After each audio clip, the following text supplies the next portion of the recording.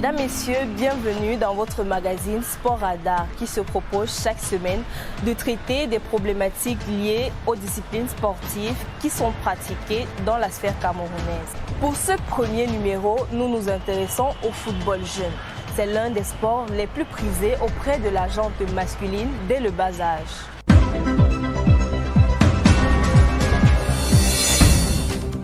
Au Cameroun, pays des lions indomptables, des joueurs évoluant tant au plan national qu'international sont passés par des centres de formation, écoles de football ou encore centres de sport-études.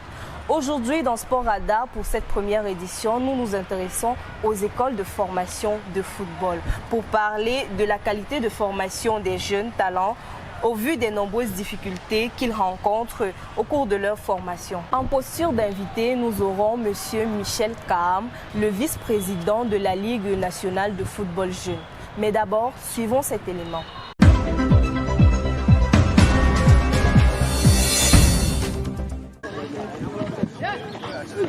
Au quartier Carrière, le football est une passion pour de nombreux jeunes. Crépin, 15 ans, habite dans cette localité de la ville de Yaoundé. Il a commencé à taper dans le ballon depuis ses 8 ans et est très fan du footballeur portugais Cristiano Ronaldo. Voyant en lui sa passion, sa mère, bien qu'hésitante, a décidé de l'inscrire à l'école Football Espoir du Caire, une école de formation créée par des jeunes encadreurs du quartier en 2012 pour aider les enfants de cette zone en particulier et ceux de Yaoundé en général. Quand Crépin m'a dit qu'il devait jouer au football, je lui ai dit que non, le football n'est pas si bien. Il m'a dit non maman, même le football si tu joues bien, moi j'aime le football. Je lui ai dit ok, comme Crépin, tu veux jouer au football, je veux voir. À la maison, ses médailles sont exposées au salon telle une fierté pour sa famille. Ses équipements, il préfère toujours les garder près de lui. Tôt le matin, Crépin chausse ses godasses pour les entraînements. C'est samedi aujourd'hui et il doit se rendre au stade du Caire, non loin de son domicile, où il doit rencontrer son coach et son équipe pendant 2 heures. C'est sur ce terrain irrégulier qu'il est suivi de près. Bien, Crépin, vas-y, démarque-toi.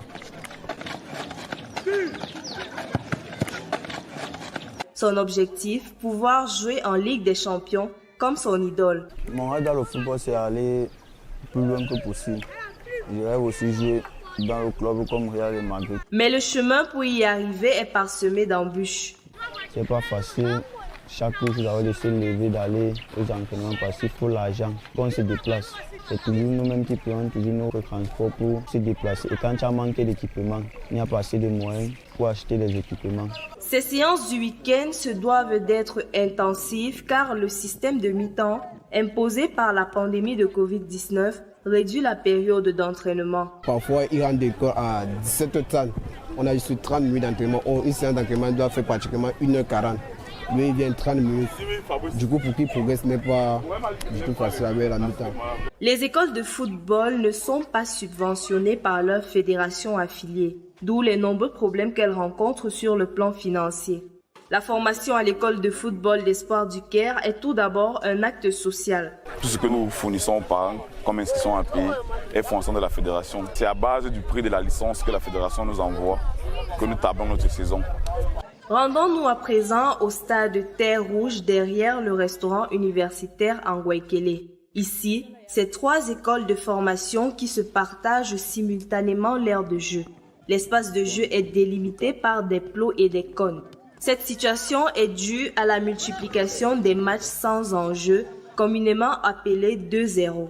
À l'école de formation Djamboula, petits et grands se côtoient. Ils ont entre 6 et 18 ans et ont tous le même rêve, devenir footballeur professionnel. Après ma formation, je voudrais être un joueur du PSG. Après ma formation, le joueur à qui je veux ressembler, c'est Ronaldo. Néanmoins, il est difficile pour eux d'être réguliers dans leur formation. C'est difficile de venir tout le temps aux entraînements parce qu'il y a l'école et nous rentrons à 16 heures. De nombreux jeunes talents sont recrutés chaque année dans les écoles de formation. Aujourd'hui, ces garçons sont en phase d'essai pour être formés à l'école de formation d'APGES d'un fou. Il faut pouvoir se démarquer car les plus talentueux pourront débuter une carrière prometteuse. La particularité d'APG de foot, c'est que nous intégrons facilement les jeunes en élite.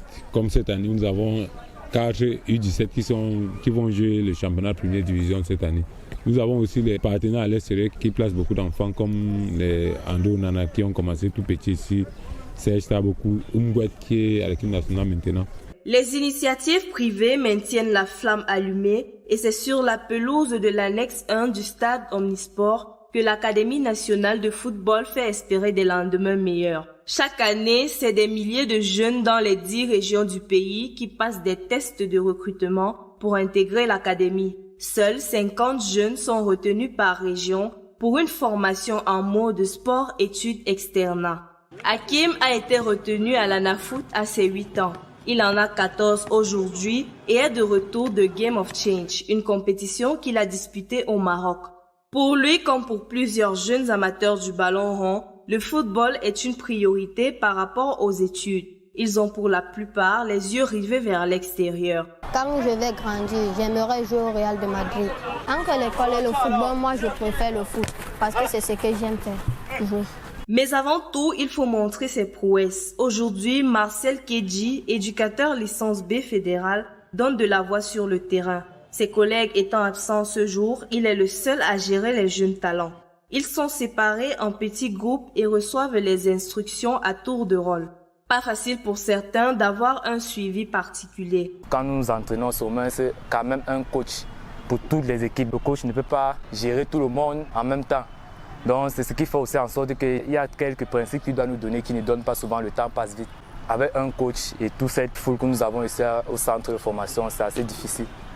Dans le département du Mfundi, 40 écoles de formation sont affiliées et les éducateurs sont constamment formés. Pourtant, ils sont nombreux à offrir un suivi sans toutefois avoir des licences. Il s'agit des licences D pour la formation des moins de 12 ans, C pour les moins de 17 ans et B pour les élites et deuxième division. Les formations sont calibrées de la même manière au niveau national.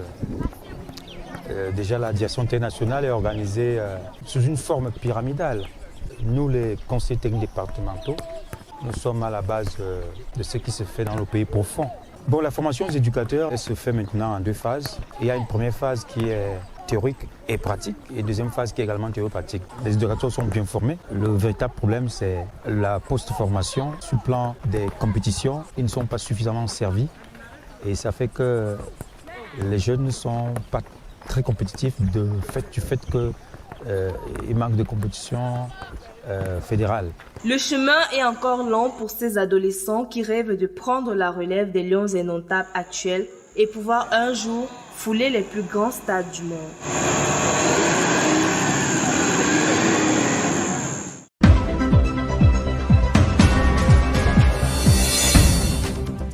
Bonsoir Monsieur Michel Kaham, vous êtes le vice-président de la Ligue nationale de football jeune.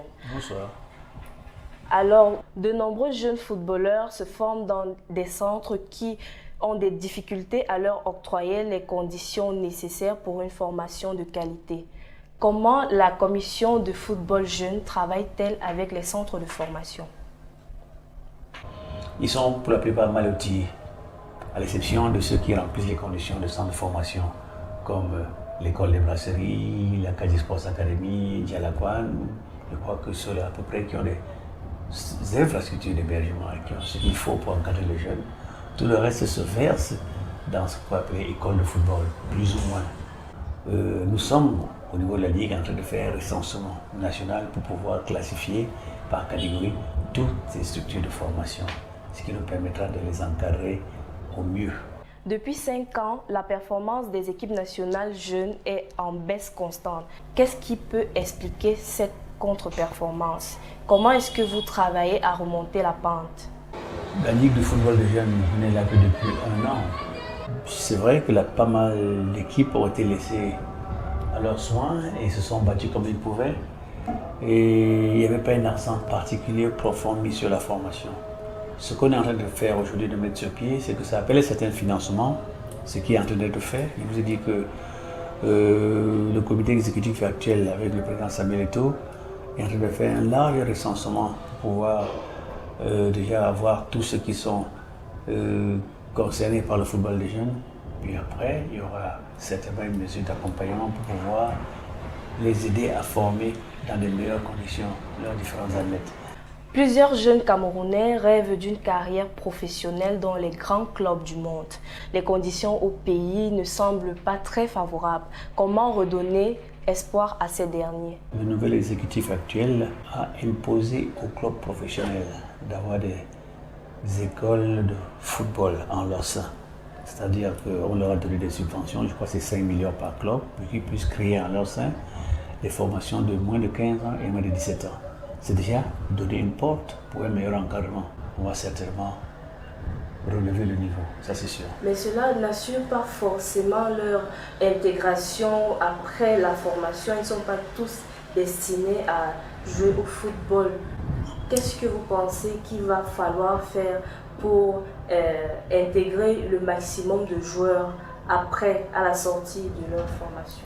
Voilà, il faut bien comprendre que à la base, on exige à ce que tous ces enfants aillent à l'école, qu'ils peuvent faire sport et études.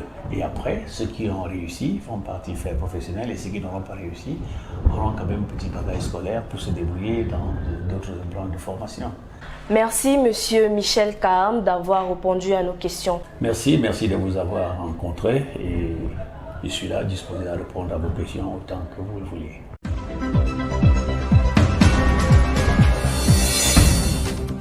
Mesdames, Messieurs, c'est ici que s'achève votre premier numéro de Sport Radar. Vous avez eu en posture d'invité M. Michel Kaham, vice-président de la Ligue nationale de football jeune, pour parler des solutions envisagées par la FECAFOOT au vu des nombreuses difficultés rencontrées par les jeunes talents au cours de leur formation. Chers téléspectateurs, merci d'avoir été des nôtres. Je vous donne rendez-vous la semaine prochaine à la même heure. D'ici à là, portez-vous bien.